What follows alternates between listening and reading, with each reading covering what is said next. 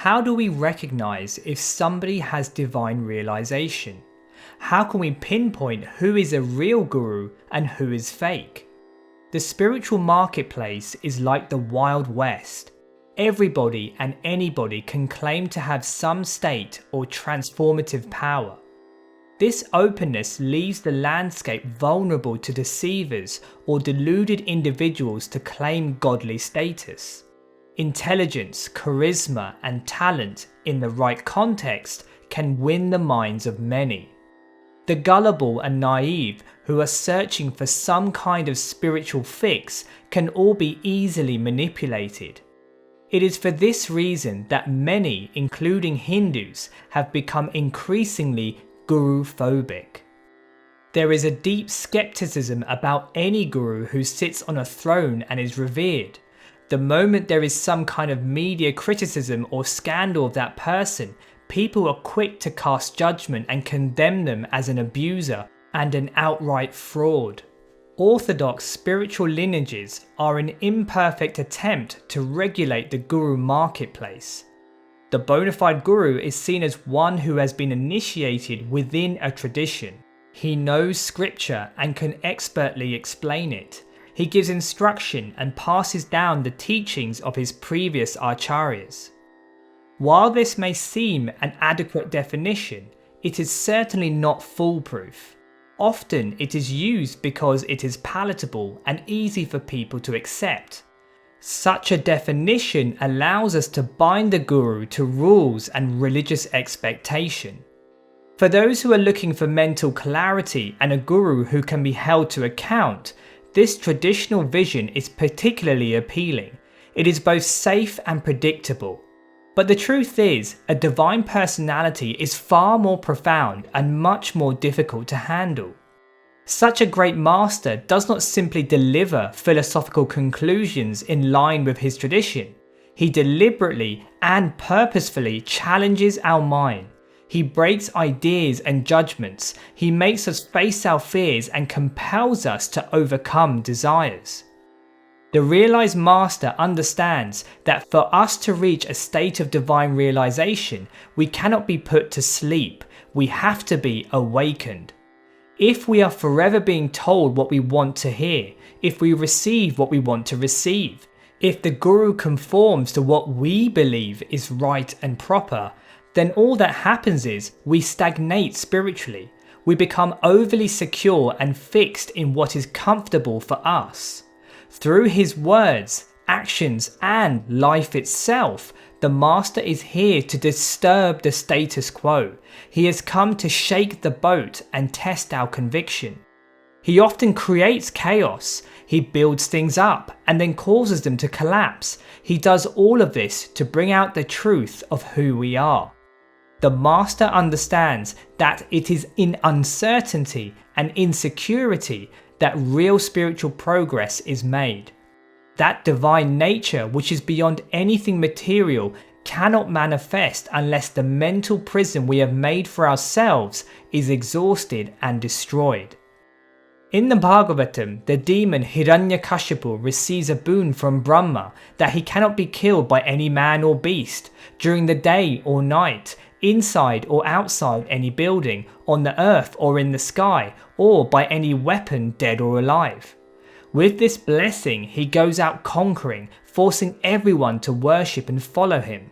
This is the ego that is present in all of us. The ego that seeks to be independent, that believes it understands everything. It is the pride that wants security. It makes us create a mindset in which everything makes sense. Eventually, when Hiranyakashipu threatens his son Prahlad, Lord Narasimha appears. This avatar is neither man nor beast. He kills Hiranyakashipu during the twilight hour, which is neither day nor night.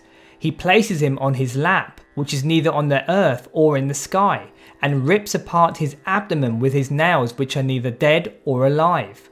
Like Lord Narasimha, the master does not appear to play the game of the ego. He does not fit into a box. He defies all logic and rationale. Whatever idea we have of God is obliterated by him. He has not come to conform to what our mind expects, he has arrived to challenge it head on. In doing so, the Master has come to show us what is true, real, and eternal. The part of us that is attached to this world, that wants to be in control and have our self-centered desires fulfilled, is directly threatened by the Master. Because he is dedicated to taking us out of illusion, there will always be a part of us that rejects and is even actively against him. At the same time, there is another part of us that is longing to be free of this material world. That part of us recognizes the divinity of the Master and is devoted to him. The reason why we as Hindus need to be careful about a knee-jerk reaction to different gurus is that their divinity is not easily recognized. As the Bhagavatam puts it, although most wise, the Paramahamsa enjoys life like a child, oblivious to honour and dishonour. Although most expert, he behaves like a stunted, incompetent person. Although most learned, he speaks like an insane person. And although a scholar, learned in Vedic religion, he behaves in an unrestricted manner. Many are quite happy to worship gurus and saints who have left their body.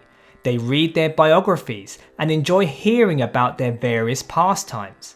This is, of course, a wonderful thing, but a selective retelling of events does not reveal the truth of what it was actually like to live with these saints. It is easy to offer flowers to a picture, but is far more difficult to accept the unorthodox and often wild behaviour they may have displayed. Shirdi Sai Baba today is worshipped by millions across the globe. During his life, however, he took the role of a beggar dressed in rags.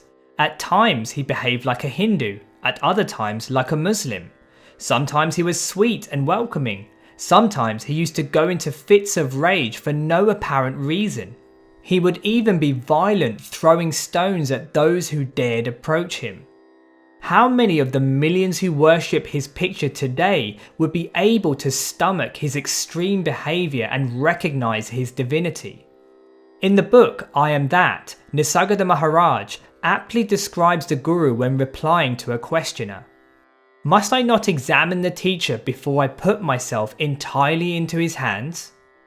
By all means examine, but what can you find out? Only as he appears to you on your own level. I shall watch whether he is consistent, whether there is harmony between his life and his teaching. You may find plenty of disharmony, so what? It proves nothing. Only motives matter. How will you know his motives? I should at least expect him to be a man of self-control who lives a righteous life. Such you will find many, and of no use to you. A guru can show you the way back home to your real self. What has this to do with the character or temperament of the person he appears to be? Does he not clearly tell you that he is not the person? The only way you can judge is by the change in yourself when you are in his company. If you feel more at peace and happy, if you understand yourself with more than usual clarity and depth, it means you have met the right man. Take your time, but once you have made up your mind to trust him absolutely and follow every instruction fully and faithfully.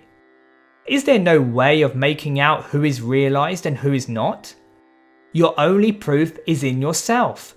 If you find that you turn to gold, it will be a sign that you have touched a philosopher's stone. Stay with the person and watch what happens to you. Don't ask others. Their man may not be your guru. A guru may be universal in his essence, but not in his expressions. He may appear to be angry or greedy or over-anxious about his ashram or his family, and you may be misled by appearances while others are not. The comparison between the fraudulent guru and the genuine one is much like a real and fake diamond. From a distance, both appear identical. It is only on careful examination by an expert that the truth can be ascertained. If we do not have the proper knowledge, finding one fake diamond will make us dismiss all other diamonds, even the real ones. Externally they look similar, so the same conclusion is mistakenly reached. In a similar way, it is easy to dismiss a real guru based on popular opinion, scandal, or media hype. But unless we have directly experienced that personality for ourselves, we cannot state with certainty whether they are genuinely realized or not. No doubt there are those who deviously masquerade as a guru to gain fame and control. But this does not mean cynicism should be blindly applied to every guru that does not conform to our expectations. There is no definite way to pin down anybody's inner state of consciousness. Some may meet a person and feel no connection with them at all. Others may feel they want to dedicate their whole life to them. The living spiritual master is the bedrock of Hinduism. The truth of the Vedas and other scriptures finds its fruit in such personalities. To connect with them is unbelievably rare. It requires depth and immense responsibility to be around them, which most do not have. In summary, Hindus should tread carefully when formulating opinions. Unless we are crystal clear about the guru in question, it is best to suspend judgment and simply keep a distance. The actions and intentions of the divine are difficult to comprehend with the mind. Those who are fixed in their ideas and have not experienced the true nature of a divine guru will inevitably dismiss the points already made. For them, the guru has to be a certain way, and there can be no negotiation on that. Others, however, will understand that the masters have not come to entertain us. They have come to hand deliver the truth. Because of their love for us, they will do anything, sacrifice everything, including their reputation. The real masters have God to give. They are exclusively devoted to us and will stop at nothing to take us to the feet of the divine. Many thanks for listening.